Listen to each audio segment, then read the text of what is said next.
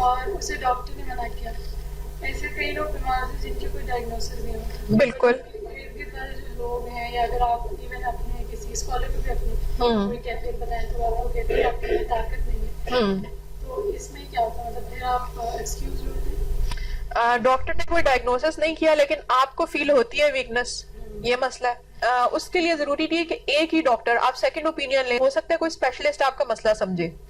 مطلب ہر اسکالر ہر مسئلہ نہیں سمجھ سکتا. بہت سارے لوگ ایک جگہ سے فتویٰ لے کے آتے ہیں لیکن وہ بات اور نکلتی ہے.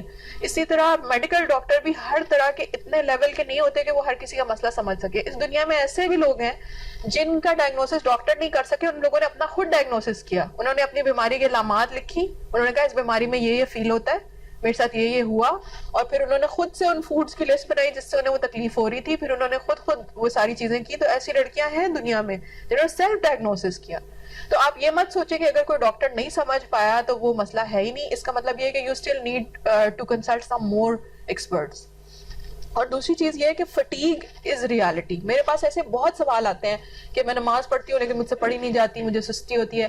تو وہ یہی بات ہے کہ فٹیگ ایک پرابلم ہے, ایک میڈیکل پرابلم ہے. اور کرونک فٹیگ جو ہے وہ ہماری عورتوں میں بہت زیادہ ہے. بہت ساری عورتیں تکلیف سے کہتی ہیں کہ رونے لگتی ہیں, کہتی ہیں مجھے لگتا ہے میں منافق ہوں, مجھ سے نماز نہیں پڑھی جاتی.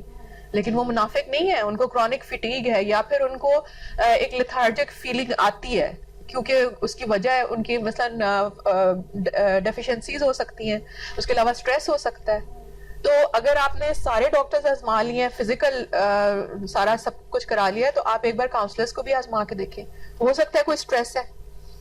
اب آپ کو پتا ہے کہ پیروں کے درد کے بارے میں بظاہر تو پیروں کا درد ہے, لیکن کاؤنسلرز یہ کہتے ہیں کہ بہت سارے لوگ جو اپنا ایموشنل پین اندر چھپا کے رکھتے ہیں نا, اور اوپر سے ایک اسمائل ہوتی ہے اور وہ کہتے ہیں کہ نہیں سب ٹھیک ہے الحمدللہ میں ٹھیک ٹھاک ہوں, ان کے پیروں پہ درد ہوتی ہے. ان کی باڈی ان کا درد سٹور کرتی جاتی ہے. جو درد آنکھوں سے بہ جانا چاہیے تھا, اس ٹائم رو لینا چاہیے تھا, چیخ لینا چاہیے تھا, وہ ان کے پیروں میں چلا جاتا ہے. تو آپ نہیں کہہ سکتے کہ کسی نے ڈائگنوز کر دیا تو بس آپ گئے. آپ نہیں, آپ کی اگر تکلیف ہے تو وہ ہے. If you feel pain, it is there. لیکن یہ کہ ابھی تک لوگوں کو سمجھ نہیں آئی, اور آپ کی پین آپ ہی سمجھ سکتی ہیں اور یا پھر ایکسپرٹ سمجھ سکتے ہیں. تو آپ کسی بھی اسکالر کے پاس جائیں گے, وہ آپ سے کہیں گے کہ اگر سٹریس یا ان چیزوں کی وجہ سے آپ کو لگ رہا ہے کہ آپ لیتھرجک ہیں, تو اس کا بھی پھر حل نکالنا ہے.